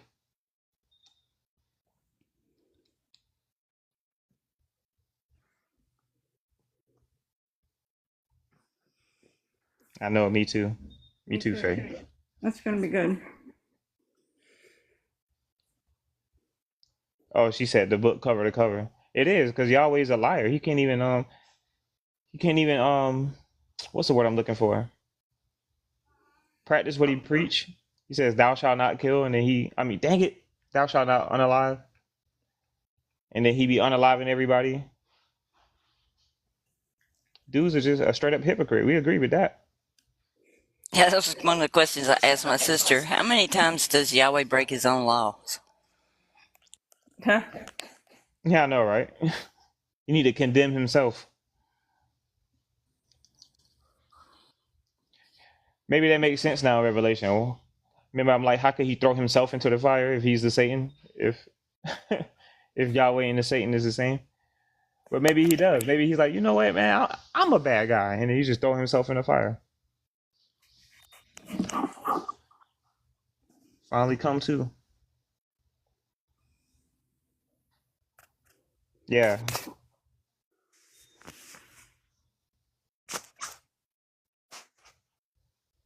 That's I what think really it's blew. interesting that the Vatican also matches that third temple.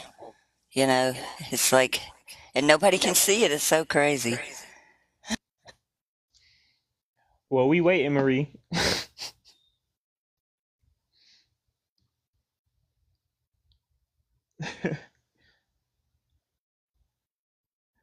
But no, that it. What blew me is because I always thought John the Baptist. Everybody saw him as a prophet, but it says that the people viewed him as a prophet, not that he actually was one. But he himself never said he was a prophet.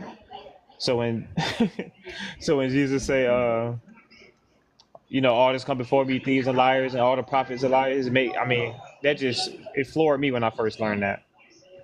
All the prophets are basically prophets of Yahweh. But go ahead, Marie. Can you hear me? Yep. Yeah, we Oh, hear well, you. look, it's working now. Okay, so I found it. It's in Matthew 3. Um,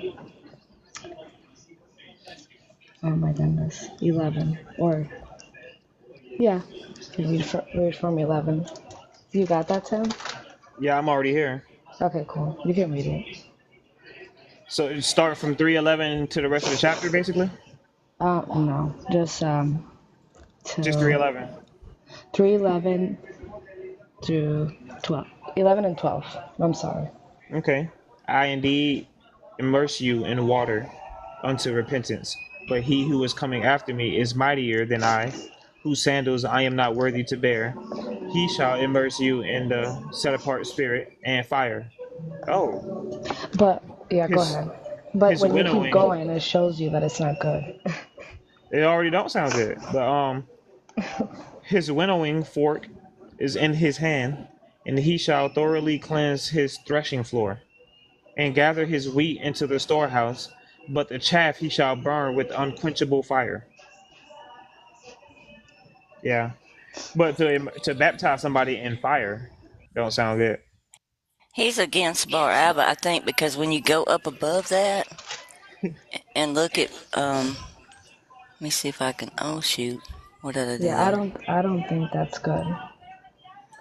I Oh, think that when he says that, he means like in a bad way. And people use that in the church. Like they would use that when I would go to church, and study and stuff. They would always use that, and I'm like, I don't think like when I would read it, I'm like, that's not in a good way. I don't know why you keep saying that it's good because it's not.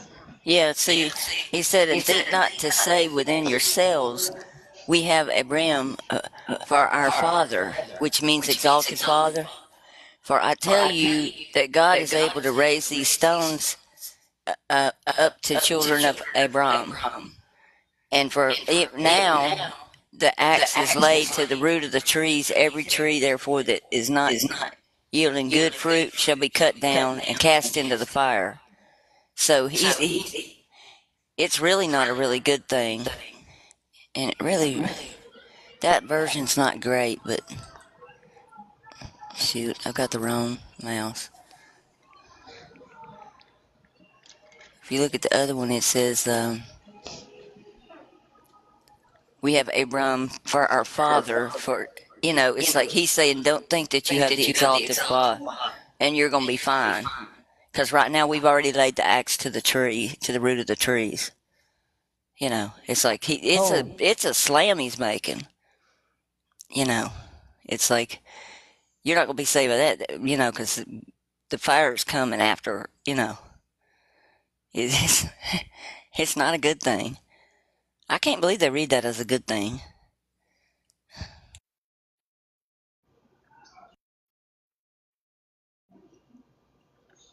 and there was another one that said that everybody would be baptized in fire, like when in another gospel, but I can't remember which one it was. But yeah, that's definitely not a Yeah, good we get thing. one Jesus that says that he came to cast fire on earth and he wished it was already lit. And then Mhm. we've got the other one telling James and John that they don't know what spirit they're from because that's not a good thing they're wanting to do. Right. Right. When they want to call down fire. It's like there's definitely two different Jesus giving two different messages in these texts. It's just Agreed. a matter of picking it out and figuring it out. Mhm. Where's the verse where they didn't know? I'm trying to look it up right now. When they was questioning who Jesus was, like when they were saying, "Isn't this the son of so and so?" And then they all ended up. Many of them, the teaching was too hard, so they walked away. They all left. Right. Find that. And one of them even chooses the devil. He said, didn't I choose you 12, but yet one of y'all is the devil? Yeah. It's like you have to really, really look at this stuff. There's a lot to it, a lot more. And now that I see it, it's like you can go in these lives on TikTok and you can pick out both Jesuses by which side they're arguing for, by what verses they're arguing. Man, see, computer. So I need a Bible app on a computer. That's what I need. Is that possible? Mark 6:3 is the one I think you're looking for. Oh, really? Yeah, I think so. Okay. Because I think there was another, and then there's another one where they were questioning the other one, asking where he's from. Matthew 13:55. Dang, she's fast with it.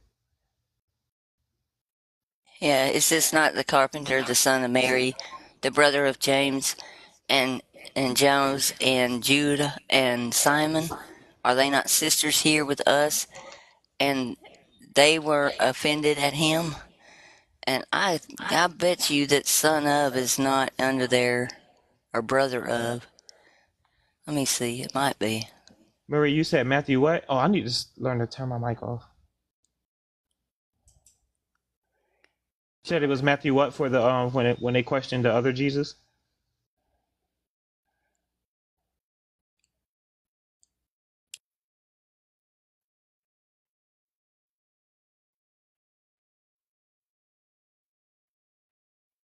Oh, it is in there. Okay.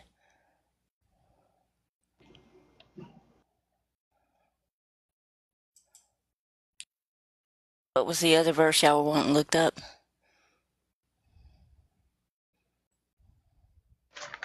John 6:42.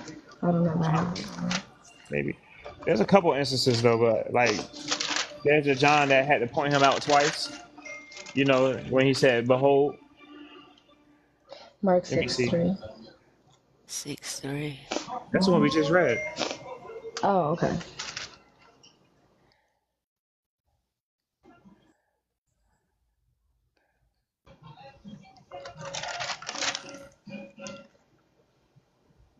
Yeah, in John, I have it here in John 6:42 because I have it in I have it marked.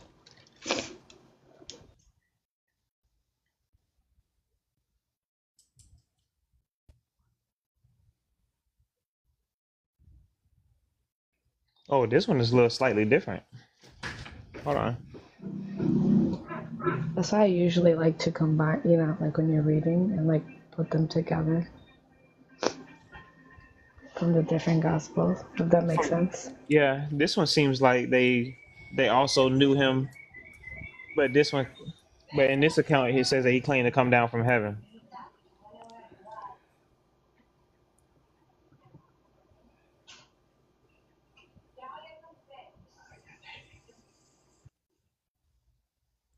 I'm gonna find it eventually. I'm reading through it again anyway, but eventually I'll find it.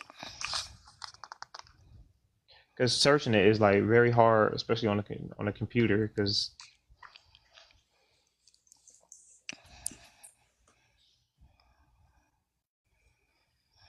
oh,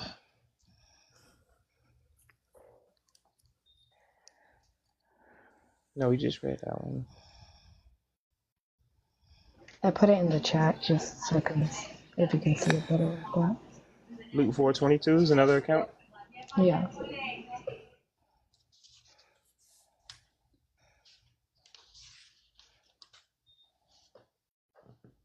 Can't find my mouse. There it is.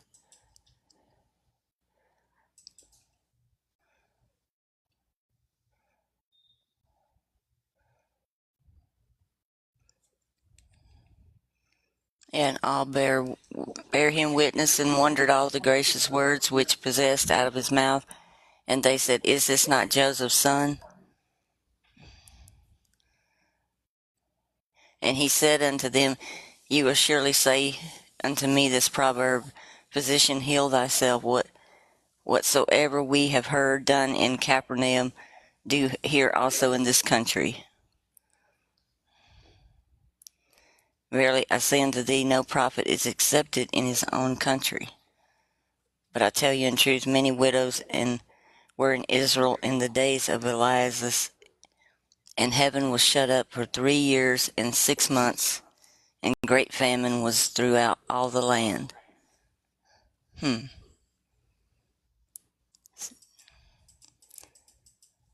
But none of them was Elijah sent, save Sarephi the city of Sidon, unto the woman a widow. And many lepers were in Israel in the time of Elias and the prophet, and none of them was cleansed except Naaman the Syrian.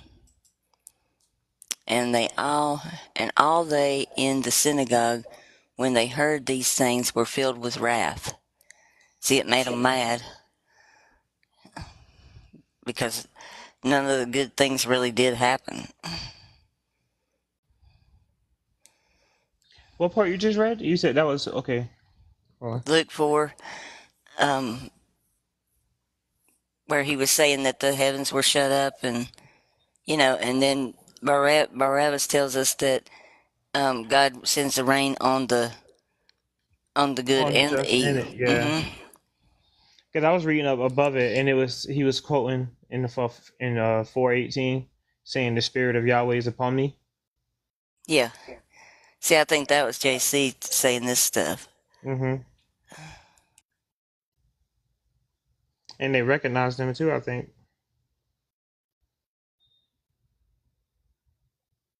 I think they did too. Yeah, they said it's not the son of Joseph. I'm studying this, and I'm studying the whole hung on a tree thing. How there's in the the different translations for tree and cross. It's an obvious difference, and I think one was hung on a tree. I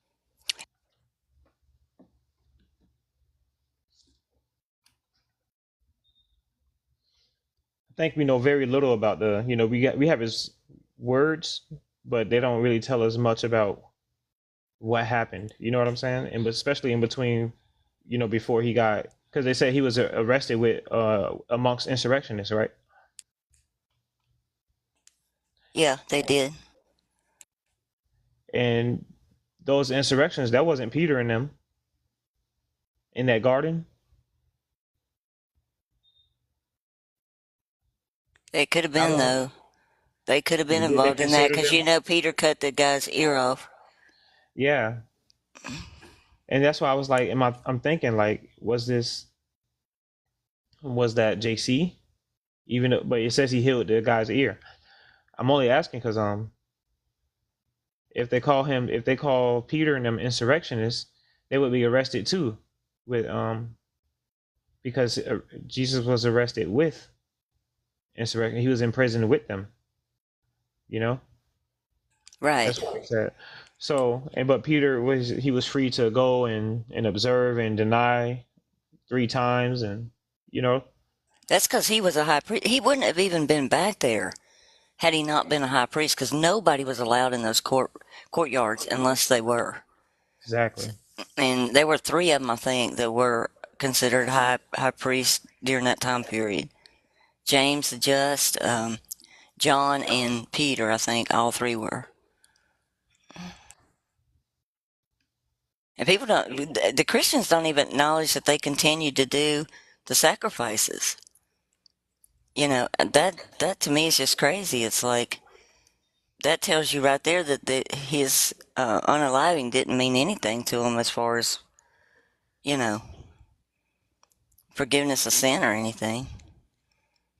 I feel like that verse where it says rise and slay. I always felt like that was strange terminology. Even if you're trying to like like speak figuratively and stuff, it's like I don't know. I think they were figuratively supposed to destroy the real Yeah, believers of Borab. I really do. Because rise and devour much meat, it's like all those terminologies are indicating something not good. yeah. Uh-oh. That's contagious. Yeah, My fault too. All my fault. like everybody's been burning the midnight oil lately. I have.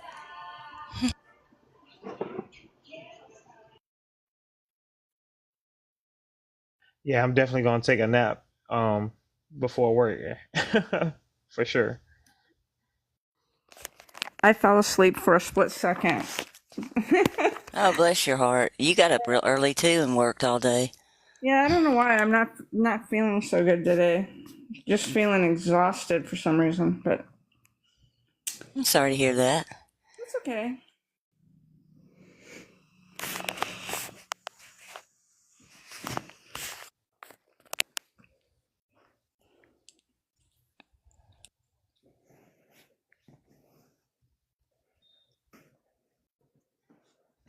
Somebody was in reverse.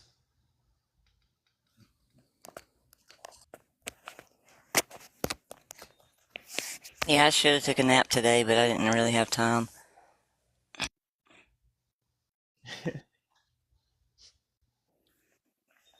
Hopefully you'll sleep tonight then. I hope so. I don't function very good without getting about 7 hours, 6, 7. I need at least like 6 or 7 hours of sleep. I'm an 8 hour person, and it's like these stuff they've had me on is causes insomnia. It's like you'll be so tired and you think, oh, I'll just go lay down and go to sleep, and then you're wide awake again. It's crazy. Mm. And I tried taking some of that all natural melatonin, but I don't like the little hangover effect in the morning. It kind of gives me like a, I don't know, you know, You feel groggy when you get yeah, a up. little weird feeling when I wake up in the morning then. I'm so happy I don't have that problem of not being able to go to sleep. I used to go down like a rock for 8 hours and then I'm back up and ready to go again. Just like you Yeah, that's just me. turn the key off and turn it back on, it's crazy. I be out, all types of positions. You're really sleeping when you're in the whole butt in the air position. You know, This out of stuff had there. me sleepwalking even, these meds. It's Whoa. crazy. Yeah. I woke up and I was having a nightmare and I was acting it out, man. It's a wonder I hadn't thrown my whole art table over. I was fighting a rat in my dream. I was like, That's crazy. yeah, I was taking swings and Oh everything. no. I would have been jumping over furniture to get out of the way. Like I would have been scared out of my mind. I haven't done that since I was a kid. I used to sleepwalk, and I have not done that since I was a child. My brother used to sleepwalk. I remember the first time I saw him, he went like walking down the hallway and it freaked me out because I'm like trying to talk to him. It was like he was almost like in a zombie state. It scared me to death. Mm-mm. Yeah, I used to scare mom and dad. I'd get up in the middle of the night, sound asleep, walk all over the house, turn every light on in the house on. So dad got to where he'd follow me around and turn them off. As soon as I'd turn them on, he'd just walk behind me and turn them off. He said, "We're going to have a power bill that's just awful." He'd wake up and every light in the house would be on. I don't think I ever did that. Not to my knowledge.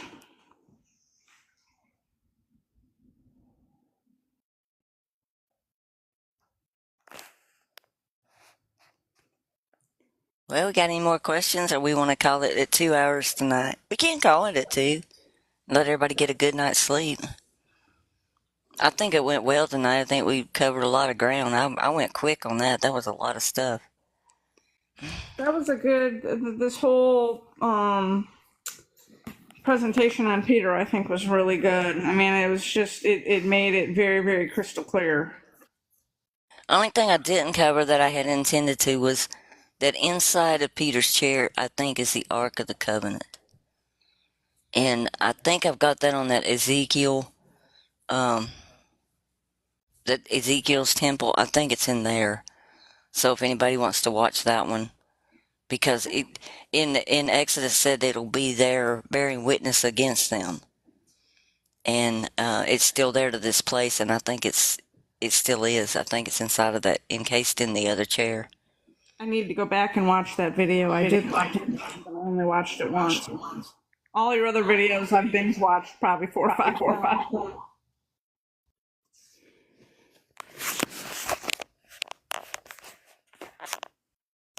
And there's a weird verse in that Ezekiel. It says, "Make known to them the temple when they are sorry for what they've done." And I'm like, oh, okay, some kind of forgiveness thing. It's like to understand about that temple. But everybody's still waiting for it to be built, and it's already been built.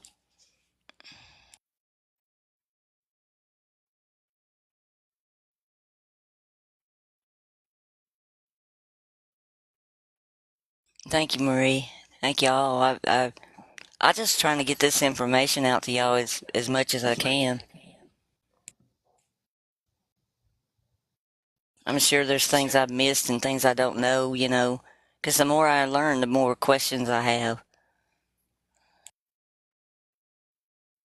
It's a never-ending cycle.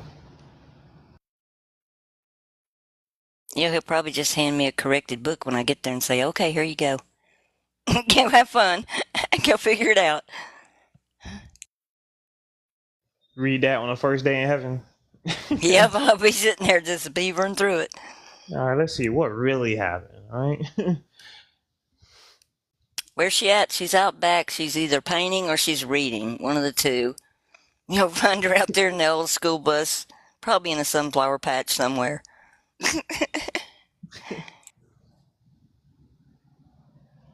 How do others respond to that? Hold on X, when people talk about third temple, I comment that. Oh, okay, okay. Thank you, Nathan. I think we'll all find each other. I have a feeling. It's like we'll know. In the kingdom, you mean? Oh yeah. I just want y'all to know I want beachfront property. If we're going to be neighbors. Okay.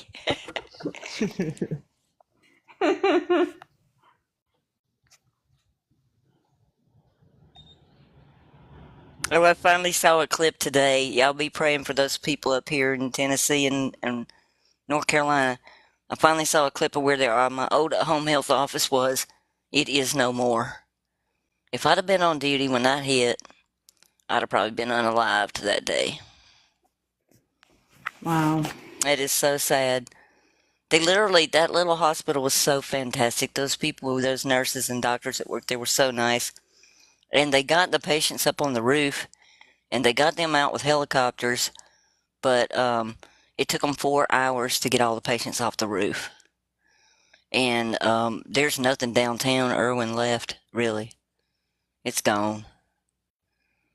Most of the mountain towns are gone. Everybody, that had Airbnbs and the little shops and this quaint little mountain towns where there was shopping and restaurants and coffee shops, they're all completely wiped out. Yeah, that North Chucky River, where they keep showing the whole road gone. I used to Mm-hmm. drive that all the time to my patients' houses, and it's just like, wow, it's gone.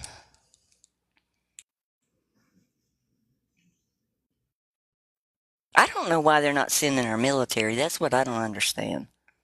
Why are they not just sending the military in there and let's get these roads back and do what they can, do the search and rescue and I don't think they're find as getting to many it. of the people as they can that were unalive during that event and give the families some peace, At least let them deal with it because as long as somebody's missing, you always have hope, you know, that they'll find them. And they had some of the dogs out, and they said they had 100 hits with just within a few yards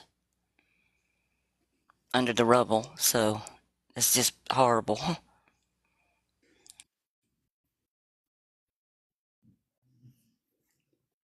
I watched one video. The lady was crying because they saw this woman on top of her house floating down the river, and they couldn't get to her. They couldn't get out there to get her, No. and they knew she probably wasn't going to make it.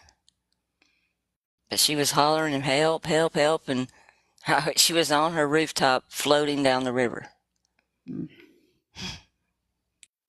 I had to quit watching the videos. It's just,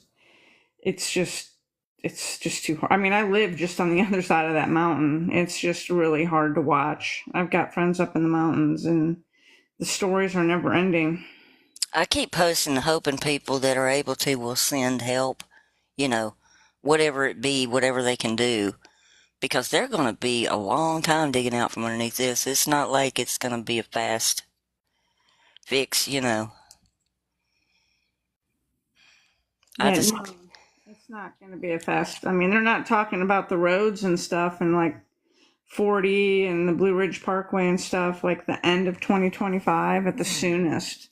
I've heard for some roads not until 2028. It's crazy. and we could get our military in there to help. I don't understand this. I really don't. Faye, I saw that too. There are some local people who are actually rebuilding the road because they're not going to wait, which I think is awesome. I mean, it's at least it's bringing the people in the mountains together. There's some tough people up in those hills. Hmm.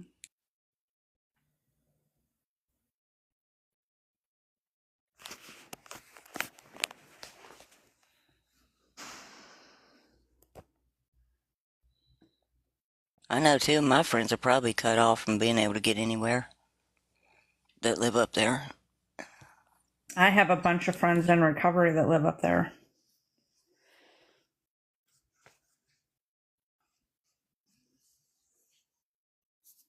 Well, guys, it's kind of died down tonight, so I'm going to call it so we can all get some rest. Everybody sounds tired. Thank you for the presentation on Peter. I really enjoyed it. This was one of my favorite studies so far. These last four, just Oh, I'm glad y'all enjoyed it. We'll hit Revelation running next time and see what we can uncover in there. can't I think wait. Revelation is going to be your favorite now, Sally. I think Revelation will probably be my new favorite. I love all you guys. Y'all get some rest. All right, love Love y'all Yeah, y'all. too. you too. Get some Night. rest. Good night, everyone. Night.